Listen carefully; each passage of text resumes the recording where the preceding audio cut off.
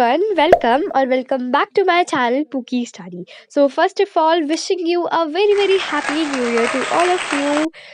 So yes, I am so late to wishing you happy new year because guys ये मैंने video shoot तो कर ली थी बस मैं ना इसको एडिट करना भूल गई थी मतलब ये शूट हो चुकी थी बट मैंने इसको एडिट ही नहीं किया था. So this video is going to be super productive for you. You will get so much tips from this video.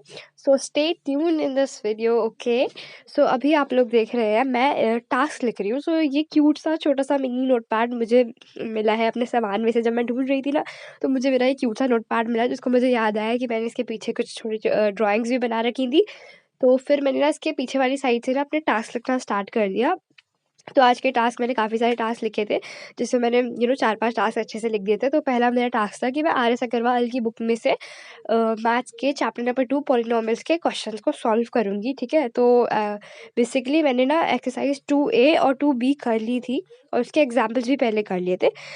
Now it's time to solve exercise 2C of R.S. Agarwal of polynomials chapter. And guys, you must observing a change in my voice. So basically, I am having cold. मुझे cold हो रहा है तो उसकी वजह से ना मेरी आवाज़ थोड़ी चेंज लग रही होगी, but it's me, okay? So basically, you all know that कि हमारी 10th और 12th के बोर्ड जो है 15 फरवरी से स्टार्ट है. And you know what? 41 days are left. Only 41 days left है. So guys, do it for your parents. दिखा देते हैं सबको इस बार प्रूव करके कि what we are like. एक गोल एक हमें अचीव करना है. मतलब अब ये जो लास्ट का जो मंथ है ना जनवरी में, लाइक अब मैंने अपने सीनियर से सबसे सुना है कि जनवरी में हमें बहुत ज़्यादा मेहनत करनी पड़ती है. So we should put our all of the efforts के like we have to put everything. जो भी होगा रिजल्ट वो देखा जाएगा बट अभी हमें पूरे एफर्ट्स लगाने चाहिए. लाइक कोई भी एक ज़रा सा भी वो बाकी नहीं बचना चाहिए जिससे कि किसी को लगे ना कि भाई हमने कुछ मतलब हमें अपने पूरे एफर्ट्स लगाने हैं इसके अंदर सारे बिल्कुल. लास्ट में हमें कोई रिग्रेट नहीं होना चाहिए बिकॉज एज प्रशांत भैया शोभित भैया ने काफ़ी सारी वीडियोस डाली है गाइज. मैं तो उससे बहुत ज़्यादा मोटिवेट हो जाती हूँ. मैंने हमेशा उनकी वीडियोस देखती हूँ. एंड प्रशांत भैया ने अभी लेटेस्ट वीडियो डाली थी जिसमें उन्होंने ऐसे कमबैक की वीडियो थी.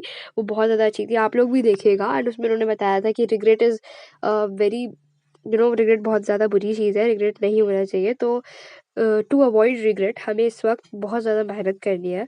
तो इसी के साथ अभी आप लोगों ने वीडियो में देखा कि मैंने मैथ्स के आर एस अग्रवाल की एक्सरसाइज 2C कंप्लीट कर ली थी एंड मैंने इसको बॉक्स को फिल कर लिया था.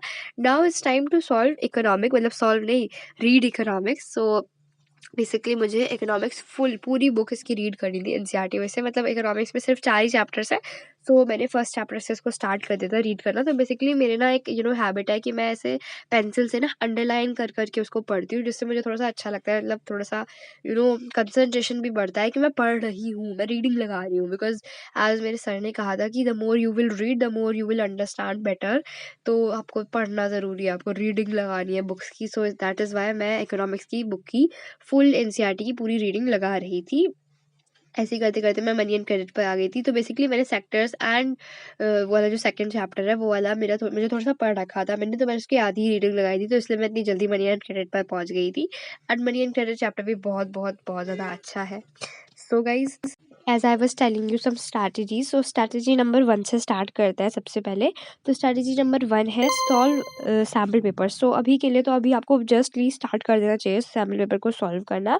And I have also started solving sample paper. So you should also start solving sample paper as सारे टीचर्स एंड एवरी वन इस टाइम पर हमें सैम्पल पेपर सॉल्व करने को कहते हैं. बिकॉज सैम्पल पेपर सॉल्व करने से हमें कॉन्फिडेंस हो जाता है कि जब हम बोर्ड के एग्जाम देने जाएंगे तो हमें पता होगा कि भाई ऐसे हमने एक और पेपर भी सॉल्व कर रखा है. This will be easy. Yes और नो येस. तो हमें एक आइडिया तो मिल जाएगा एंड इट विल बी हमें अपने प्रोग्रेस को चेक करने के लिए भी सैम्पल पेपर बहुत ज़्यादा अच्छा है. आप लोग पूरा इन्वायरमेंट बना लो स्टडी वाला कि भाई हमें अभी 3 घंटे तक कोई परेशान नहीं करने वाला है एंड हम लोग अपना सैम्पल पेपर बैठकर सॉल्व कर रहे हैं. जस्ट लाइक कि 3 घंटे का टाइमर नहीं लगाना. बिकॉज 3 घंटे आपको नहीं, ऐसा नहीं सोचना कि भाई 3 घंटे में पेपर होगा. आपको ये सोचना है कि मेरा 2.5 आवर में पेपर हो जाएगा. बिकॉज आपको ना कम टाइम लगाना है पेपर को सॉल्व करने में. बिकॉज जिससे कि 3 घंटे में पूरा करोगे तो भाई वही हो जाएगा. तो इसलिए ना थोड़ा सा टाइम सेव करके टाइम मैनेज करके हम ये ऐसा एक टारगेट बनाएंगे कि भाई 2 घंटे और आधा घंटा ही है हमारे पास पेपर को सॉल्व करने के लिए, फिर हमसे पेपर छीन लिया जाएगा। इससे क्या होगा, हमारा टाइम मैनेजमेंट हो रहा है कि हमें जल्दी जल्दी पेपर सॉल्व करने का एक वो मिलेगी एनर्जी कि हम जल्दी जल्दी पेपर को सॉल्व कर लेते हैं। And this will be helpful, and हमें अच्छे से बार बार सेवरल पेपर सॉल्व कर करके अपनी राइटिंग को देखना है, प्रेजेंटेशन टिक्स और ट्रिप्स जो भी कुछ है ना, सब कुछ हमें सैम्पल पेपर सॉल्व करते वक्त लगा देनी है, जिससे कि हम अपने बोर्ड में जो भी कुछ है ना वो सब कुछ अच्छा कर आ पाए। ठीक है, so now strategy number 2 is syllabus completion. So अभी तक तो आपका सिलेबस कंप्लीट हो जाना चाहिए था ऑल बिकॉज आप लोगों ने अब तक प्री बोर्ड 1 दे दिए होंगे, और अगर आपके स्कूल में प्री बोर्ड 2 होते हैं तो आपने वो भी दे दिए होंगे, तो उसके हिसाब से लेट्स अज्यूम कि आप लोगों का सिलेबस कंप्लीट है। एंड इफ नॉट तो गाइज प्लीज किसका वेट कर रहे हैं आप लोग, you should complete your syllabus right now. आपको अभी के अभी 5 दिनों में या 10 दिनों में अपने सिलेबस को कंप्लीट करना है, because it will be very helpful. And इसके बाद आपके बस नेक्स्ट स्टेप यही होगा कि देखो आपका सिलेबस सारा कंप्लीट है एंड आप लोगों ने सैम्पल पेपर सॉल्व करना स्टार्ट कर दिया है, तो हमारे पास नेक्स्ट स्टेप यही है कि अगर हम सैम्पल पेपर सॉल्व कर रहे हैं एंड हमारे मार्क्स उसके हिसाब से आ रहे हैं, मतलब कम आ रहे हैं या ज़्यादा आ रहे हैं, तो हमें चेक करना है कि हम किस क्वेश्चन में लैग कर रहे हैं। जैसे कि बेसिकली कोई स्पेसिफिक टॉपिक है रिफ्रैक्शन का, लेट्स अज्यूम इट, तो हमें क्या करना है, रिफ्रैक्शन के टॉपिक को दोबारा से पढ़ना है, अच्छे से उसको एक बार उसके सारे कॉन्सेप्ट क्लियर करने हैं, उसके पीवाईक्यू सॉल्व करना है, कि अब अगर इसी टॉपिक के बारे में कोई और सा क्वेश्चन आता है तो हम इसमें लैग ना करें दोबारा। तो सैम्पल पेपर सॉल्व करने का यही मोटिव था कि अब आप वो देख सकते हो कि कौन से टॉपिक में आप लैग कर रहे हो और अब आप सिर्फ उसी टॉपिक को पढ़ोगे।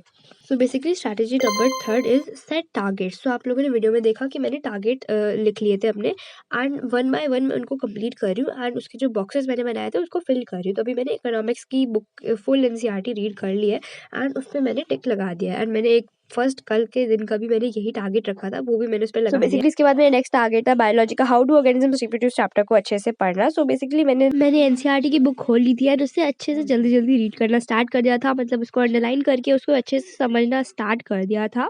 सो फिर मैंने जल्दी जल्दी इसका हाउ डू ऑर्गेनिज्म रिप्रोड्यूस, जो कि मेरा नेक्स्ट टास्क था बेसिकली, उसको कंप्लीट करना स्टार्ट कर दिया था। सो इसी तरीके से मैं इसको कर रही थी, एंड गाइज बेसिकली मैंने ना इसके बाद अपना एक टारगेट को चेंज कर दिया था, मतलब I thought to change it, मतलब चेंज नहीं कि वो टारगेट तो रहेगा ही रहेगा, बट एक और एडिशन करने का।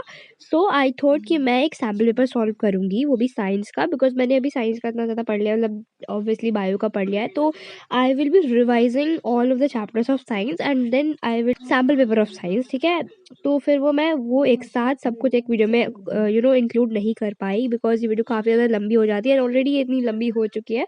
सो मैं वीडियो को इतना लंबा नहीं करना चाहती थी एक्चुअली में, तो वो ये वीडियो पार्ट 1 है एंड वो सब पार्ट 2 में आने वाला है। So I will be uploading that in part 2 and I hope कि आप लोगों को ये वीडियो अच्छी लगी हो। So please do subscribe to my channel, like my video and comment me, and please do share it with your friends, okay? And please comment करिएगा कि आप लोग को वीडियो कैसी लग रही है एंड मैं इसमें और इम्प्रूव करूँ या नहीं करूँ। वैसे तो मैं I will improving the video quality, okay? So basically part 2 आने वाला है नेक्स्ट वीडियो में, तब तक के लिए बाय बाय।